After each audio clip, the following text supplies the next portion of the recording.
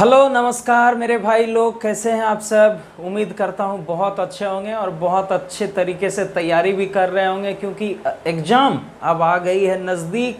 क्योंकि आरआरबी दे दिया है अपने लोगों को डेट कि 15 दिसंबर से अब होगी आरआरबी एनटीपीसी और आरआरबी ग्रुप डी का एग्जामिनेशन। तो इसलिए हम लोगों के पास अब बहुत कम समय बच गए हैं सारे क्वेश्चन को, सारे चैप्टर को रिवीजन करने के लिए। तो हम लोग बहुत ज़ोर शोर से, उम्मीद करता हूँ आप लोग बहुत ज़ोर शोर से लगे होंगे।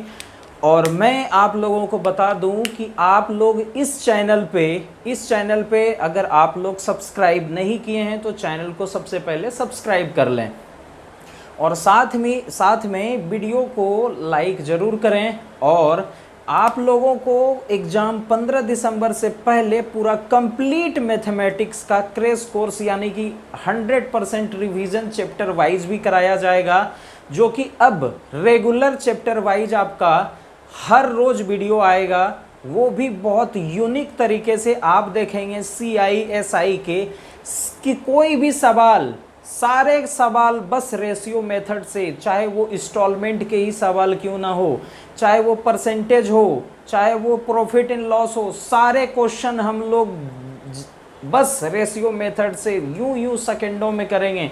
इसलिए अगर आप लोग चैनल को सब्सक्राइब नहीं किए हैं तो चैनल को सब्सक्राइब करें, साथ में दोस्तों को, मित्र को, भाई, फुफेरे भाई, ममेरे भाई जो भी तैयारी करते हैं उसको शेयर करो, मार्केट में फैला दो मेरे भाई, क्योंकि अब जॉब लेके रहनी है। ठीक है, तो आज का मैं पहला क्वेश्चन ले रहा हूं। ये सारे क्वेश्चन मैंने SSC CPO 2019 का जो पूछा हुआ था मैं उससे लिया हूं, इसलिए मैं प्रीवियस ईयर पे ज़्यादा फोकस कर रहा हूं, क्योंकि ये सारे सवाल जो है एक तो लेवल अच्छा रखता है, सेकेंड नंबर ये आपके एग्जाम में डिट्टो रिपीट हो सकते हैं, इसलिए मैं इस सारे सवाल पे ज़्यादा फोकस कर रहा हूं। बात आप लोग समझ रहे हैं, इसलिए। और मैं चैप्टर वाइज भी आपको लेके आऊँगा, पूरा क्रैश कोर्स आपका पूरा 15 दिसंबर से पहले आपका पूरा मैथमेटिक्स मैं गारंटी लेता हूँ पूरा ख़त्म करूँगा। बशर्ते कब ख़त्म करूँगा,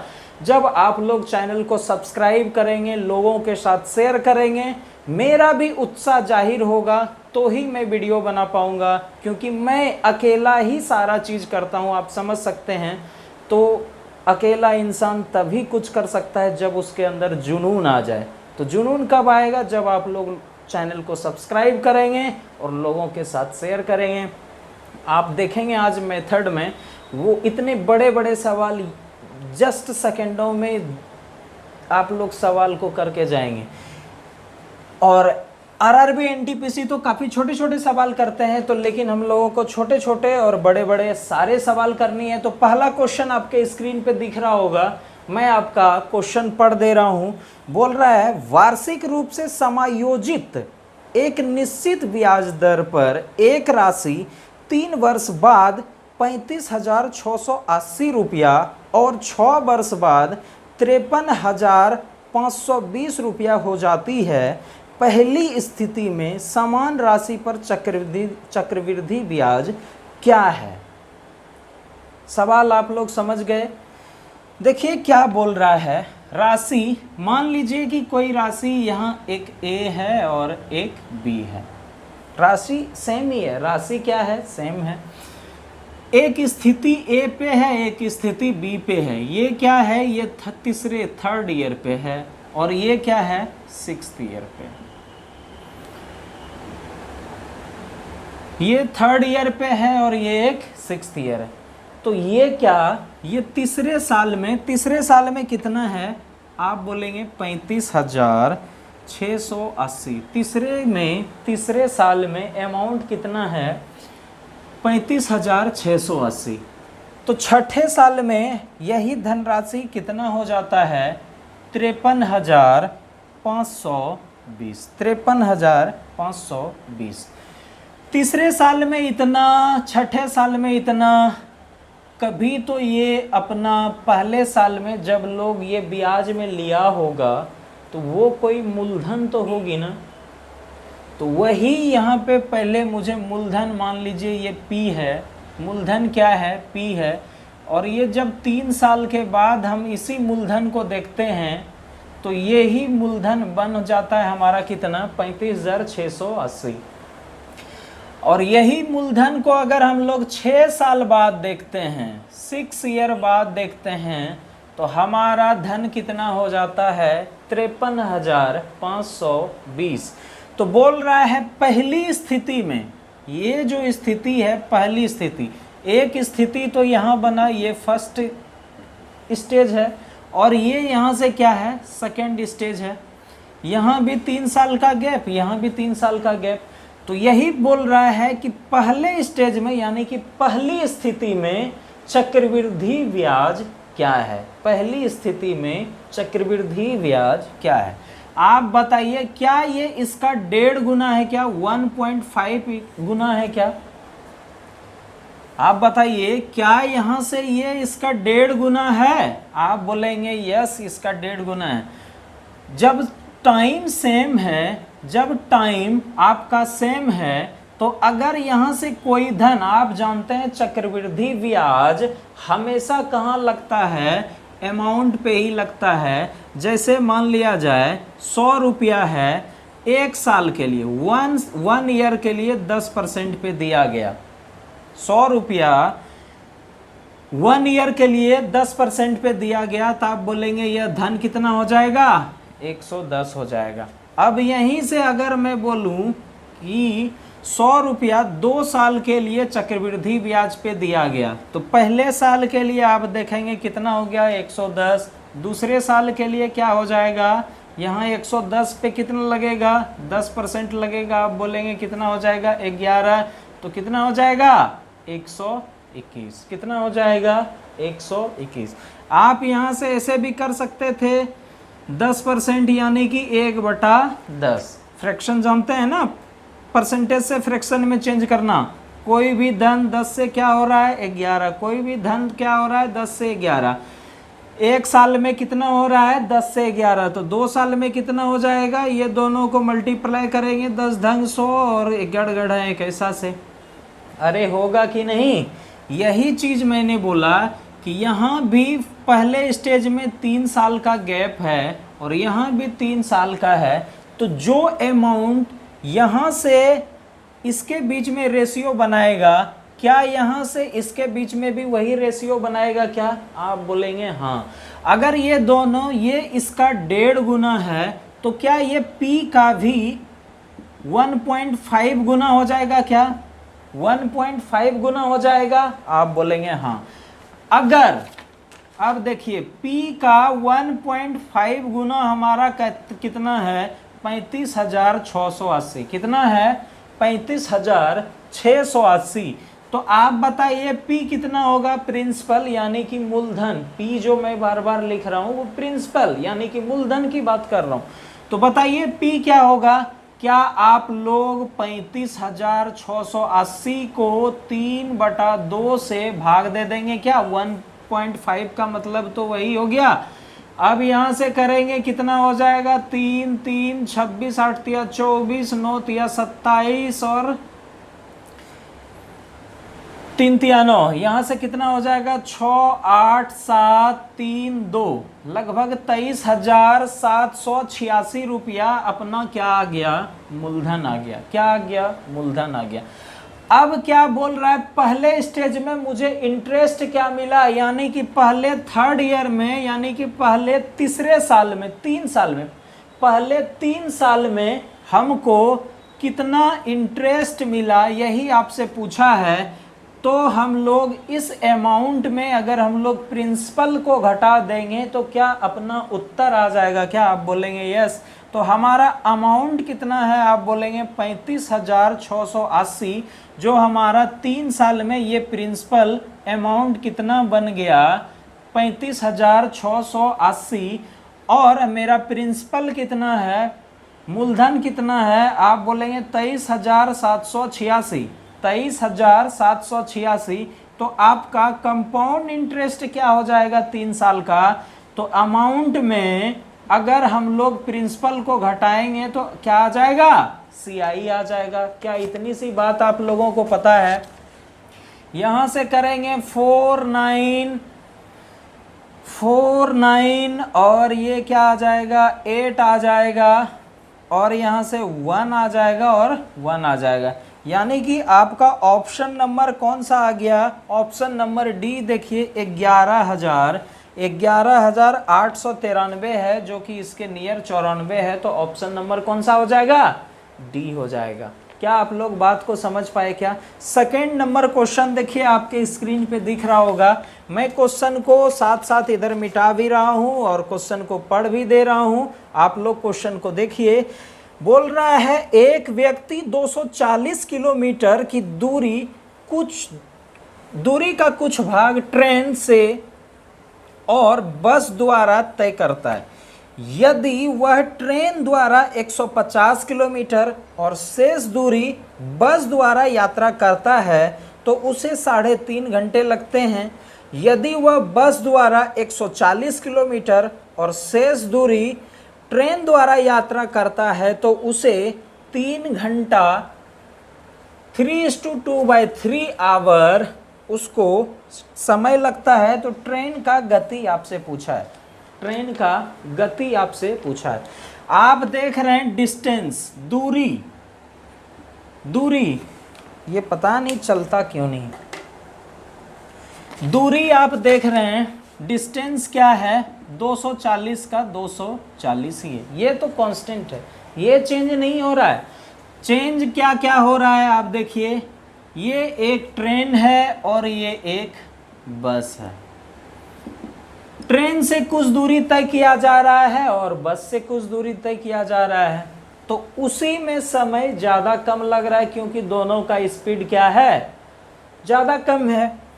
आप जानते हैं चाल बराबर क्या होता है? चाल बराबर दूरी बटे समय होता है। जिसको पता नहीं है वो इस बात को ध्यान में रखें। चाल बराबर क्या होता है? दूरी बटे समय। ट्रेन अब बोल रहा है ट्रेन जो है, ट्रेन द्वारा 150 किलोमीटर, अगर ट्रेन द्वारा 150 किलोमीटर दूरी तय किया जाता है और शेष दूरी, पूरा डिस्टेंस कितना है आपका? आप बोल रहे हैं 240। तो अगर ट्रेन द्वारा 150 किलोमीटर मैंने दूरी तय कर लिया तो शेष कितना बच गया? आप बोलेंगे 90 किलोमीटर। तो 90 किलोमीटर वो किस चीज से तय करेगा? बस से करेगा।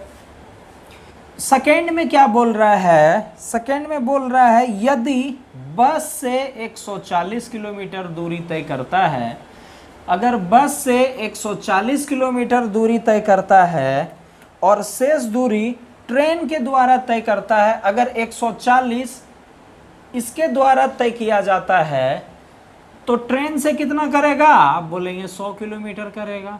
ट्रेन से कितना करेगा? 100 किलोमीटर करेगा। अरे भैया करेगा कि नहीं करेगा? तो अब इसी दोनों में दिया गया है कि अगर ये इक्वेशन में 150 किलोमीटर ट्रेन से 90 किलोमीटर बस से जाती है तो टाइम अपना क्या लग जाता है? टाइम लग जाता है 3.5 घंटे। और 100 किलोमीटर ट्रेन से और 140 किलोमीटर बस से जाती है तो इसे 3:2/3 आवर क्या लग जाता है? समय लग जाता है, टाइम लग जाता है। क्या यहाँ तक बात क्लियर है? ये तो हो गई सवाल। यहाँ तक अभी हम सवाल ही समझ रहे थे। ठीक है, अब बताइए चाल बराबर दूरी बटे समय होता है। चाल बराबर क्या होता है? दूरी बटे समय। आप देख रहे हैं आपका क्या है? डिस्टेंस क्या है? सेम है। डिस्टेंस क्या है? कांस्टेंट है। डिस्टेंस में कोई चेंजिंग नहीं हो रहा है। आप बताइए कि 90 किलोमीटर और 140 किलोमीटर, 90 किलोमीटर और 140 किलोमीटर दोनों के बीच डिफरेंस कितना है? आप बोलेंगे 50 किलोमीटर। कितना है? 50 किलोमीटर। अगर ये 50 किलोमीटर ज़्यादा चलता है और ये 50 किलोमीटर कम चलता है तो हमारा समय जो है, क्या आप लोग यहाँ से समय घंटा और मिनट में निकाल सकते हैं? आप बोलेंगे ये है 3 घंटा 30 मिनट। अरे है कि नहीं? 30 घंटा 30 मिनट यहाँ से तो निकाल सकते हैं। आप बोलेंगे ये है 3 घंटा 40 मिनट। कितना है? 3 घंटा 40 मिनट। हम बोल सकते हैं कि अगर बस द्वारा 50 किलोमीटर ज़्यादा तय किया जाता है और ट्रेन द्वारा 50 किलोमीटर कम, अगर बस से 50 किलोमीटर ज़्यादा तय करेगा तो ऑटोमेटिक है 50 किलोमीटर ट्रेन से कम करना पड़ेगा, क्योंकि दूरी तो कांस्टेंट है। दूरी क्या है? कांस्टेंट है। अरे भैया, है कि नहीं?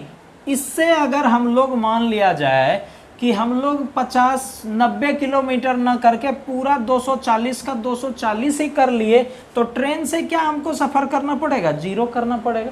अरे भैया, आपके घर से स्कूल 5 किलोमीटर, आप साइकिल से 3 किलोमीटर जाते हैं, उसके बाद नदी के बाद पैदल जाते हैं, नदी के बाद पैदल जाते हैं। अब पुल बन गया, आप 5 किलोमीटर आप क्या चीज़ से चले गए? साइकिल से चले गए। तो बोलेगा पैदल कितना किलोमीटर चले? पैदल क्यों चले भैया? डिस्टेंस तो सेम है, 5 किलोमीटर दूरी थी, मैंने साइकिल से चल ली। क्वेश्चन को समझिए, क्वेश्चन अच्छे क्वेश्चन हैं ये सारे। अगर आप क्वेश्चन करते हैं, ये आपके एग्जाम में रिपीट 100% होने की संभावना है। अगर ऐसे क्वेश्चन आ गया आपके एग्जाम में और आप इजी क्वेश्चन करके गए हैं, तो समझिए ये क्वेश्चन आपको परेशान कर देगा। अगर आप ऐसे क्वेश्चन को करके गए हैं और जैसे कि अभी तक एनटीपीसी 2017 में पूछा हुआ है, तो वो सवाल के लिए आपको पेन कॉपी उठाने की ज़रूरत नहीं है। तो ऐसे क्वेश्चन को आप लोग खास करके ज़रूर देख के एग्जामिनेशन में जाएं, क्योंकि अब हमारे लोंडे रिस्क लेंगे नहीं, क्योंकि ये चांस ऐसे सरकार है, क्योंकि हमारे लोंडे चांस अब नहीं लेंगे। इस बार छोड़ना नहीं है मेरे भाई, एकदम फैला दो। लाइक नहीं किए हो तो वीडियो को लाइक भी कर दो। तो ये यहाँ से क्या हो गया? 3 घंटा 40 मिनट। 3 घंटा 40 मिनट। क्या यहाँ तक बात क्लियर है? आप देख रहे हैं, अगर 50 किलोमीटर बस के द्वारा ज़्यादा तय किया जाता है तो हमारा टाइम कितना लग जा रहा है? 10 मिनट ज़्यादा लग जा रहा है। 10 मिनट ज़्यादा लग जा रहा है। लग जा रहा है कि नहीं? अगर मैं बोलूँ कि यहाँ से अब मैं पूरा का पूरा बच कितना जाता है? 90 किलोमीटर है, तो टोटल कितना बच जा रहा है? 150 किलोमीटर बच जा रहा है ना। अगर 150 किलोमीटर भी बस के द्वारा तय किया जाता, 150 किलोमीटर जो बचा था 90 के बाद, वो भी बस के द्वारा ही तय किया जाता, तो हमारा टाइम कितना लग जाता?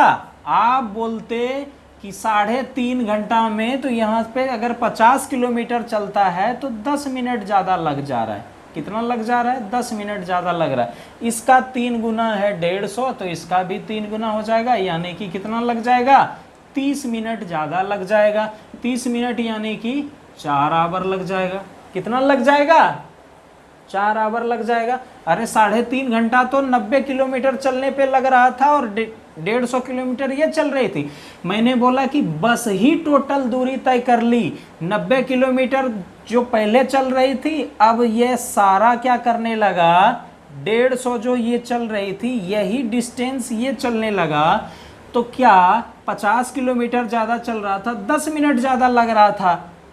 अब 150 किलोमीटर ये पूरा डिस्टेंस बस से ही कर रहा है, तो 50 का 3 गुना 150 है, तो क्या 10 का 3 गुना 30 मिनट ज़्यादा लग जाएगा। ये यहाँ से 3.5 घंटा था, आधा घंटा और जोड़ेंगे कितना हो जाएगा? 4 घंटा हो जाएगा। यानी कि कुल दूरी कितना है? 240 है, और हम ट्रेवल कितना कर रहे हैं? 4 आवर्स में कर रहे हैं। किसके द्वारा?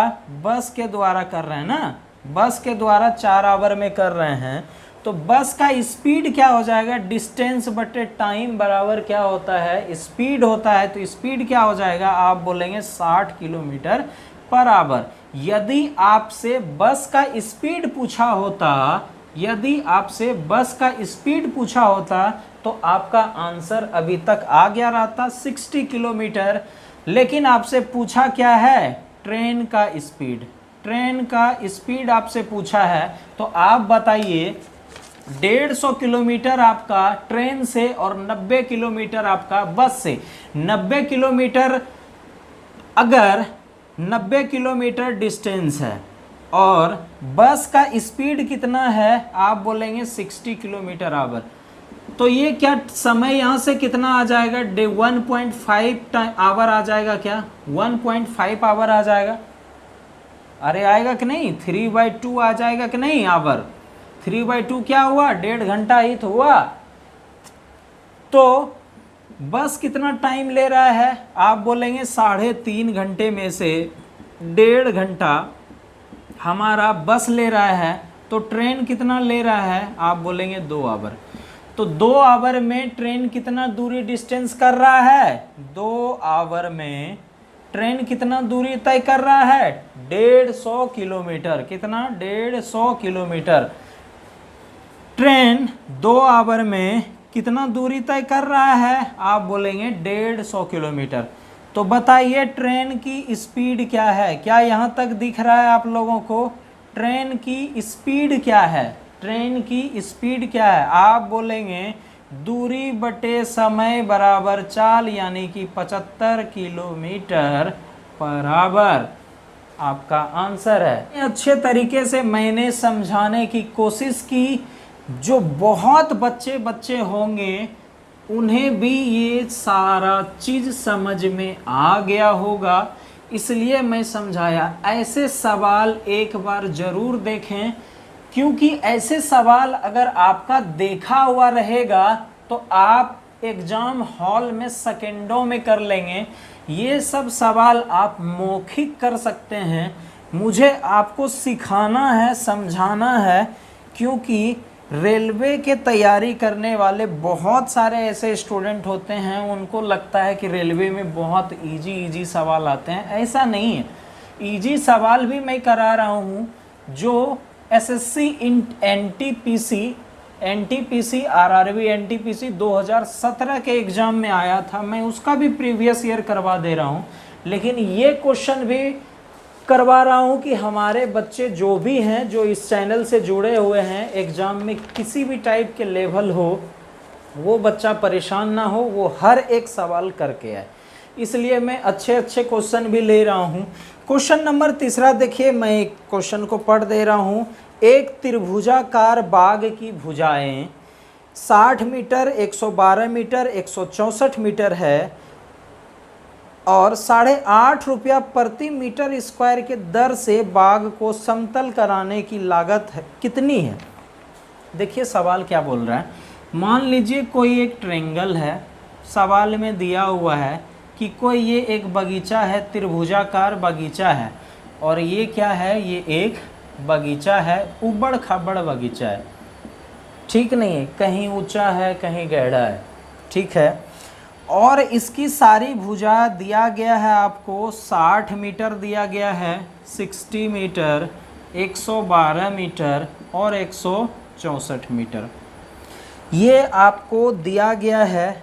आप जानते हैं कि यहाँ से ये ट्रिपलेट नहीं बनेगा, ये ट्रिपलेट नहीं बनेगा, ना ही ये समद्विबाहु त्रिभुज है, ना ही समबाहु त्रिभुज है। तो जब आपका तीनों भुजा आपस में कोई भी ना ट्रिपलेट बनाता हो और तीनों भुजा अलग अलग हो, विषमबाहु त्रिभुज हो, तो ऐसे में हम लोग क्या करते हैं, हीरोज फॉर्मूला लगाते हैं। कौन सा फॉर्मूला लगाते हैं, हीरोज फॉर्मूला। हीरोज फॉर्मूला बराबर क्या होता है, a + b + c/2। यहाँ से हम लोग निकालते हैं s, क्या निकालते हैं, s यानी कि सेमी पेरीमीटर। s बराबर क्या होता है, सेमी पेरीमीटर, यानी कि इसका जो पेरीमीटर होगा उसका आधा क्या होता है, सेमी पेरीमीटर। उसी को हम लोग s बराबर बोलते हैं। s बराबर a + b + c, यानी कि मान लीजिए ये a है और ये b है, ये c है, भुजा a, भुजा b और भुजा c, यही लिखे a + b + c/2। यहाँ तक किसी भाई को कोई दिक्कत? तो s बराबर आपका क्या हो जाएगा, 164 + 112 + 60 / 2। यही है ना सवाल में, अरे सवाल में तो यही है ना, 112 164, ठीक है। तो यहाँ से करेंगे आपका क्या आ जाएगा 336/2, तो करेंगे कितना आ जाएगा 168, 16 दूना 32, 8 दूनी 16, यानी कि कितना आ जाएगा 168, यानी कि S बराबर आपका क्या आ गया 168। S बराबर आपका क्या आ गया 168। क्या मैं ये त्रिभुज उबड़ा खबड़ा त्रिभुज को मैं मिटा दूं? अगर आप लोगों की इजाजत हो तो मैं त्रिभुज को मिटा दे रहा हूं, ठीक है। तो आपका S आ गया 168। अब आप लोग जानते हैं कि एरिया ऑफ ट्रायंगल क्या होता है, √S into S minus A into S minus B into S minus C। क्या आप लोग ये फॉर्मूला, हीरोज फॉर्मूला जानते हैं क्या? तो ये जानते हैं, यहां से अब कुछ नहीं करना। आप जानते हैं कि A बराबर आपका कितना दिया गया है 164, B बराबर 112 और C बराबर कितना दिया गया है 60। बस यहां से आप लोग फॉर्मूला लगाइए, और जब आप फॉर्मूला लगाएंगे, मैं लगा भी दे रहा हूं, जैसे है 168 इंटू 168 माइनस 164 और 168 माइनस 112 और 168 माइनस 60, तो यहाँ से क्या हो जाएगा 168 गुना 4 इंटू 112 करेंगे, कितना घट जाएगा 112 घटाएंगे कितना आ जाएगा 56 ही आएगा ना, हाँ 56 आ जाएगा, गुना कितना आ जाएगा 108, कितना आ जाएगा 108 अंडर रूट। जब यहाँ से आप लोग निकालेंगे तो कितना आ जाएगा 2021, कितना आ जाएगा 2021 आ जाना चाहिए, 2021 नहीं 2016 आएगा, 2016 आएगा, ठीक है। कितना आ जाएगा 2016। ये आपका क्या है एरिया निकल गया। अब एरिया को आप लोग क्या करेंगे, 1 मीटर पर स्क्वायर क्या लग रहा है उसको, उबड़ खबड़ को समतल में करने में लग रहा है। अगर ये एरिया है, अगर इसमें से मल्टीप्लाई कर देंगे तो क्या आपका आंसर आ जाएगा क्या? ऑप्शन नंबर कौन सा हो जाएगा आपका? ऑप्शन नंबर आपका ए हो जाएगा, जो कि आपका है 17,136। 17,136। मैंने ये सवाल इसलिए लिया क्योंकि ऐसे सवाल अभी ट्रेंडिंग में है, अभी हाल फिलहाल सीपीओ में पूछा हुआ है। आपके एग्जाम में डिट्टो सवाल आपको देखने के लिए मिल सकता है। अगर ऐसा सवाल आपको एग्जाम में देखने के लिए मिल जाए अचानक से, अगर आप प्रैक्टिस नहीं किए हैं, तो आपको लगेगा भैया बहुत गुना भाग करना है और आप टेंशन में आ जाएंगे। इसलिए मैं बोल रहा हूं कि ऐसे सब सवाल आपको इस चैनल पे मेरे साथ देखने के लिए मिलेंगे। ऐसे सब सवाल आप जरूर देखें, क्योंकि आपको बहुत हेल्प मिलेगा। जब आपके एग्जाम में डायरेक्ट ऐसे सब सवाल देखने के लिए मिलेंगे तो आप परेशान आम स्टूडेंट के तरह, समझ रहे हो ना, आप लोग बिल्कुल भी परेशान नहीं होंगे, क्योंकि आप लोग ऐसे सवाल को पहले भी कर चुके हैं। इसलिए मैं ऐसा सब सवाल आपके बीच ला रहा हूँ। क्वेश्चन नंबर 4 देखिए क्या बोल रहा है। क्वेश्चन नंबर 4 मैं पढ़ दे रहा हूँ। क्वेश्चन नंबर 4 बोल रहा है, एक वृत्त की परिधि उसके व्यास से 60 सेंटीमीटर अधिक है, वृत्त का क्षेत्रफल क्या है? आप जानते हैं वृत्त का परिधि क्या होता है 2πr। क्या इतने ये सारे तो बच्चे सारे लोग जानते होंगे वृत्त की परिधि 2πr। और वृत्त का व्यास क्या होता है 2r होता है। यही बोल रहा है कि अगर ये व्यास x है तो ये x प्लस 60 सेंटीमीटर है, यानी कि परिधि क्या है व्यास से 60 सेंटीमीटर ज़्यादा है। तो वृत्त का क्षेत्रफल आपको बताना है। क्या आप बता सकते हैं? क्या आप बता सकते हैं? आप लोग चाहें तो इसको सेकेंडों में सवाल कर सकते हैं, लेकिन मैं बहुत बेसिक से आपको बताने वाला हूँ, बहुत बेसिक से। देखिए 2πr बराबर कितना है x प्लस 60 सेंटीमीटर। आप जान रहे हैं कि πr कितना है। अब यहाँ से पूरा बेसिक से और बेसिक में आपको मैं लेके जा रहा हूँ। 2πr minus 2r 2r। ये 2r क्या है? d है, डायमीटर है, व्यास है, डायमीटर है, क्या है? व्यास है। 2 पाई r क्या है? परिधि है, क्या है? परिधि। 2 पाई r क्या है? परिधि है। अगर परिधि में से डायमीटर व्यास को घटा दें तो जो ज्यादा था वो आ जाएगा क्या? आप बोलेंगे हाँ आ जाएगा। तो 2 पाई r यहाँ से कॉमन ले लेंगे, आप बोलेंगे पाई माइनस 1 बराबर 60 सेंटीमीटर। कितना? 60 सेंटीमीटर। 2r को मैंने कॉमन ले लिया। पाई का वैल्यू आप जानते हैं 22/7 होता है, -1 बराबर क्या? 60 सेंटीमीटर होगा। अरे होगा कि नहीं? अब देखिए यहाँ से 2 से मैं कटा दूं इसको, r इंटू यहाँ से करेंगे एलसीएम ले लेंगे, 22 - 7 कितना आ जाएगा? आप बोलेंगे 15, 15/7 बराबर कितना? 30 सेंटीमीटर। अरे कोई दिक्कत है? अब यहाँ से कटाएंगे 15 दूनी 30, यानी r बराबर आप बोलेंगे 14 सेंटीमीटर आ गया। r बराबर कितना आ गया? 14 सेंटीमीटर। क्या इससे भी कुछ बेसिक होता है क्या? चाहे कितना भी छोटा बच्चा क्यों ना हो उसको समझ में आया होगा। आप जानते हैं वृत्त का क्षेत्रफल, वृत्त का क्षेत्रफल क्या होता है? पाई r स्क्वायर। पाई 22/7 है, r कितना है? 14 गुना 14। यहाँ से 2 बार में कटाएंगे, कितना हो जाएगा? 22 दूना 44 गुना 14 करेंगे, कितना हो जाएगा? 14 चौके 56, 14 चौके 56, 5 कितना हो जाएगा? 61, यानी कि क्या हो जाएगा? 616 cm स्क्वायर आपका आंसर है। ऑप्शन नंबर सी में है। क्वेश्चन नंबर मैं नेक्स्ट पढ़ दे रहा हूं आपको, क्वेश्चन नंबर 5। क्वेश्चन नंबर 5 बोल रहा है एक सड़क पर एक मकान ए के शीर्ष से, जब आप, मैं ये क्वेश्चन जो है हाइट डिस्टेंस से ले रहा हूं, हाइट एंड डिस्टेंस से, और रेलवे में हाइट एंड डिस्टेंस से जो क्वेश्चन आता है बहुत अच्छे अच्छे क्वेश्चन आते हैं, इसीलिए मैं लिया हूं ये क्वेश्चन को। मैं अच्छे अच्छे क्वेश्चन इसलिए ले रहा हूं कि आप लोगों को अगर एग्जाम में अचानक से ऐसे सवाल देखने के लिए मिले तो आप लोग परेशान, क्योंकि आप लोग यहाँ मेरे चैनल पे ऐसे सब सवाल करके जाओगे तो आपको बहुत अच्छा लगेगा, कॉन्फिडेंस मिलेगा। और एग्ज़ाम हॉल में कॉन्फिडेंस ही बहुत बड़ी चीज़ है। अगर एग्ज़ाम क्लियर करना है ना तो खुद में कॉन्फिडेंस होना चाहिए। कॉन्फिडेंस कहाँ से आएगी? मैं लाऊंगा।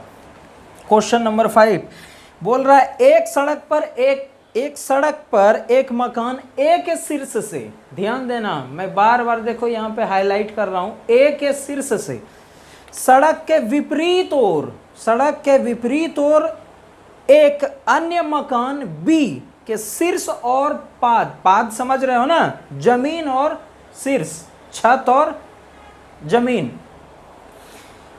उन्नयन और अवनयन कोण क्रमशः 60 डिग्री और 45 डिग्री है। यदि मकान ए की ऊंचाई 36 मीटर है तो मकान बी की ऊंचाई कितनी होगी? मान लिया जाए ये एक सड़क है, सड़क इस टाइप से नहीं, सड़क ऐसा बनाता हूं, ये एक सड़क है,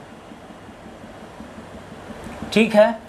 एक मकान इधर है, मान लिया जाए ये मकान बी है और ये मकान क्या है? ए है।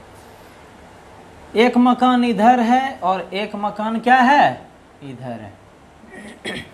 बोल रहा है मकान ए के शीर्ष से, मकान के ए, तुम मकान ए के छत पे चले गए और यहाँ से बी के मकान के नीचे देख रहे हो, दूसरे के छत को हुलक रहे हो कि जमीन से ऊंचाई तक कितना है। यहाँ से और यहाँ से मिलाए तो तुम देखे, क्या हम इसे मिला सकते हैं क्या? आप बोलेंगे बिल्कुल मिला सकते हैं, कोई दिक्कत नहीं है। अरे कोई दिक्कत नहीं है, दोनों मकान खड़ी है, दोनों मकान खड़ी है। अगर आप दोनों रेखाओं को यहाँ मिलाएं या यहाँ मिलाएं, क्या दूरी कोई डिफरेंस होगी क्या? आप बोलेंगे नहीं, मकान चलती थोड़ी है, अपने जगह पे निर्जीव वस्तु है, खड़ी है। तो बोल रहा है क्रमशः 60 डिग्री और 45 डिग्री का कोण बना रहा है। कितना बना रहा है? 60 डिग्री और 45 डिग्री का कोण बना रहा है। आप देख रहे हैं ये भुजा और ये भुजा आपस में क्या हो जाएगी, समानांतर हो जाएगी। अरे होगी कि नहीं? तो एकांतर कोण से अगर ये 45 डिग्री है तो ये भी क्या 45 डिग्री हो जाएगी क्या? अरे हो जाएगी कि नहीं? जब ये 45 डिग्री है तो tan 45 डिग्री लगाएंगे तो ये मान लीजिए P है, ये B है, तो क्या हो जाएगा, P/B हो जाएगा। अरे P/B हो जाएगा। tan 45 डिग्री का मान क्या होता है, 1 होता है, P/B, यानी कि P बराबर क्या हो गया, B हो गया। यहाँ से आप लोग सीधा भी कर सकते हैं कि 45 डिग्री है तो ये रेशियो क्या हो जाएगा, 1:1 हो जाएगा। मैं अगर आपको हाइट एंड डिस्टेंस जब पढ़ाऊंगा तो मैं आपको सारा रेशियो दूंगा कि 30 डिग्री, 45 डिग्री और 60 डिग्री होगा तो कौन कौन सा कंडीशन बनेगा। ठीक है, कौन कौन सा अभी मैं फिर बताऊंगा अभी। तो ये कितना, अब इसकी ऊंचाई आपको दिया गया है 36 मीटर। कितना दिया है भैया, 36 मीटर। 36 मीटर। अगर ये आपका 36 मीटर है तो आप देख रहे हैं P और B दोनों क्या हो रहा है, बराबर है। तो ये दोनों घर के बीच की दूरी भी क्या होगी, 36 मीटर होगी। अरे होगी कि नहीं होगी बताओ। तो यहाँ से ये दूरी और ये दूरी आपस में बराबर है, तो ये अगर 36 मीटर है तो ये भी तो 36 मीटर होगी। अरे होगी कि नहीं होगी, होगी।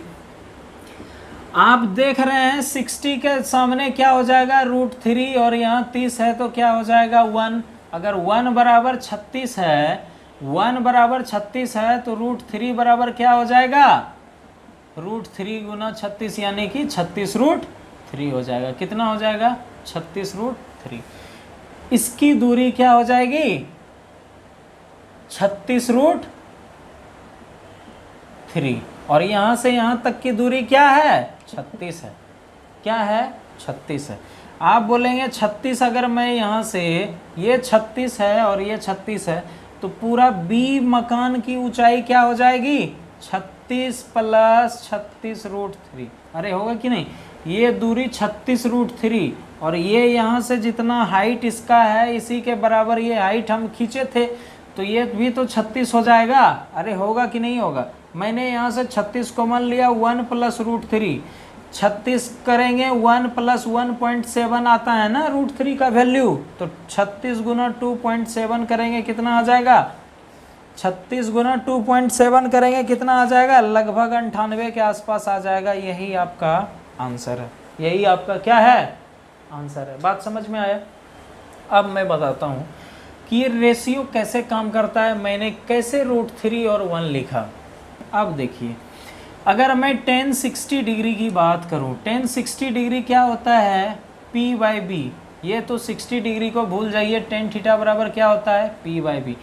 tan 60 डिग्री बराबर क्या होता है, √3। क्या होता है, √3। √3 बराबर P/B। क्या नीचे 1 ले सकता हूँ, P बराबर क्या आ गया, √3। अब B बराबर क्या आ गया, 1।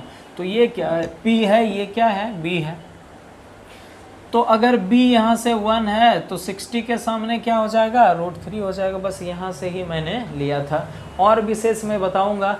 तो बताइए आप लोग क्लास कैसा लगा, बहुत अच्छा लगा ना। NTPC के लिए बहुत इंपॉर्टेंट है, आपके एग्जाम में ये सारे क्वेश्चन रिपीट कर सकते हैं, इसीलिए लोगों के साथ चैनल को सब्सक्राइब कीजिए और लोगों के साथ शेयर भी कीजिए। अब वीडियो को लाइक करना बिल्कुल मत भूलिए। तो इसी के साथ ओके बाय, देखते रहिए।